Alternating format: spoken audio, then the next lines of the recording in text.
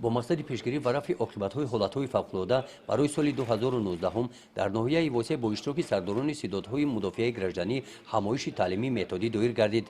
در این چاره‌بینی وضع حالت آمادگی استعداد اویل به پیشگیری عاقبت‌های حالت‌های فوق‌العاده و مدافع گردنی در جامعه شهرک و جماعت‌های دهات تحلیل و بررسی کرده شدند. قید کرده شد که در 8 جماعت دهات گروه‌های اختیاری نجادی فعالیت دارند. هر یک گروه از 35 نفر عبارت میباشند. گروه‌ها با 20 نامگوی اسباب‌های اولین درجه برای رفع حالت‌های فوق‌العاده سال 2017 تامین کرده شدند. ذکر گردید که این گروه‌ها در جماعت‌های دهات متاسفانه فعالیت خوب ندارند.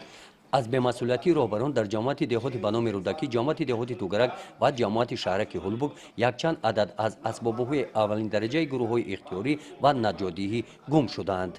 در این جلسه به مسئولیتی و مناسبت خنک‌نظرانه راهبران خدمات‌های مدافع گردنی، خدمات علاقه و خبردارکنی، خدمات مهندسی تکنیکی، خدمات محافظت از سیل‌ها و اجرای کارهای ساحل مستحکم کنی، خدمات حفظ حیوانات و نباتات، راهبران تشکیلات‌ها از جمله اجنسی سقوط اجتماعی و نفقه در ناحیه و رئیسان جماعت دهات به نام رودکی و جماعت دهات گلستان قید کرده شدند که در حدود این جماعت‌های دهات سرداران ستادها وظیفه‌های خدمتی خود را اجرا نمی‌کنند.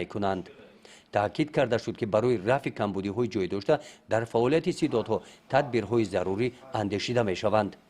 گزارش خواجه نظریف خدای نظر ظهوروف از ناحیه واسع برای برنامه اطلاعات نوید.